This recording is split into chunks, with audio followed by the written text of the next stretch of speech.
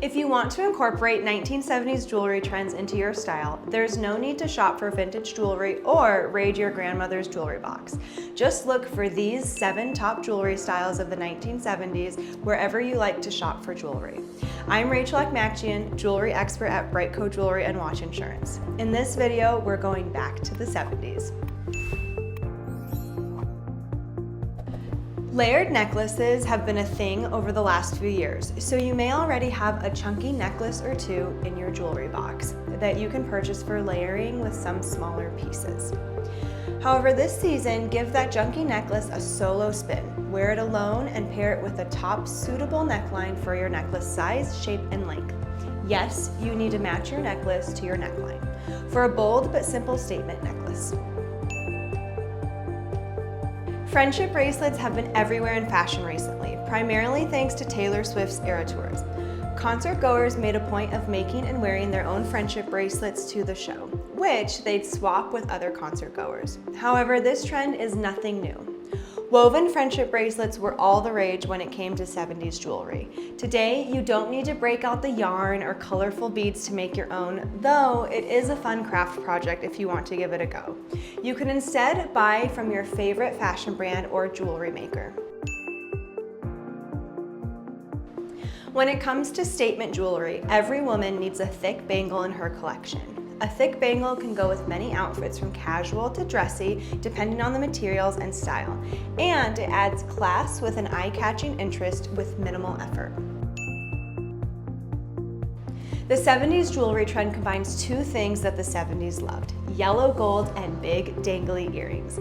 Much like other statement pieces, these large dramatic earrings work well with just about any outfit, casual to dressy.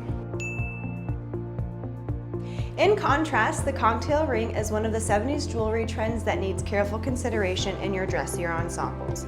Cocktail rings are synonymous with being larger than life, with big, dramatic, colorful stones surrounded by more complex features. Cocktail rings are often considered costume jewelry, so their price tag might not necessarily match their initial appearance. Flashy and fun, a cocktail ring adds color, light, and life to a little black dress or a jumpsuit. The gold chain, a timeless accessory, experienced a surge in popularity during the 1970s. This decade embraced a bold and expressive style, and the gold chain perfectly captured the spirit of the era. Both men and women adorned themselves with these versatile chains, showcasing their individuality and effortless cool. From delicate, layered chains to chunky statement pieces, the gold chain became a symbol of the 70s free-spirited fashion movement. Not all 70s jewelry trends were about large, flashy gemstones and gold statement pieces. Materials that reflect inherent beauty of the natural world were also popular. Think wooden bangles, painted in earthy tones, or jewelry set with natural stones such as turquoise. You can channel the 1970s and its jewelry trends without adding a new piece to your jewelry collection. If you own a nice variety of pieces, you'll likely have the basics needed to assemble a vintage outfit. Here's how. While jewelry layering has been a popular fashion trend for several years, it was equally popular in the 1970s. Grab your favorite accessories and layer those necklaces, multiple bangles, and rings. While you may not have any disco jewelry in your collection, you may still have a popular fashion accessory or two that are bigger and bolder. Pull one of those pieces out and wear it regularly as a statement piece. Yellow gold was prominent in the 1970s. Dig out your gold pieces and wear them often for an all-gold shiny look.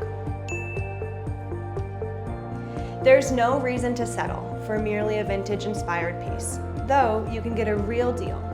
The 1970s weren't long ago, so you can often find jewelry from this era at antique shops or auction houses or by reputable sellers online. If you decide to shop for vintage pieces, there are a few things to remember. Be prepared to compete for the best pieces. The vintage jewelry market is trendy now, with collectors buying up favorite pieces from their favorite eras. If you're trying to snag a great deal on a designer piece from the 1970s, you might experience a little sticker shock when you see what those prime pieces are going for. A trademarked piece doesn't equal the best piece, but a trademarked piece of jewelry bears a marking indicated who made it and whether it was a high-end designer or otherwise. While many first-time vintage jewelry collectors place a high value on finding trademarked and signed pieces, don't dismiss a piece just because it is unmarked or unsigned. You can still find high-quality, beautiful jewelry with no markings, but be careful when shopping online. Lastly, if you're trying to buy vintage pieces online, always ask for as much information as possible. Photos, videos, measurements, and appraisal documentation can help ensure that you're buying an authentic piece that matches your expectations. Whether you're buying a brand new piece of gold jewelry to add to your collection and help you build a 70s style aesthetic, or shopping around for a vintage piece that will grow in value in the future, keep your jewelry investments safe. From engagement rings to luxury watches to precious heirlooms, BriteCo has you covered if you lose or damage your favorite piece. Thank you for watching.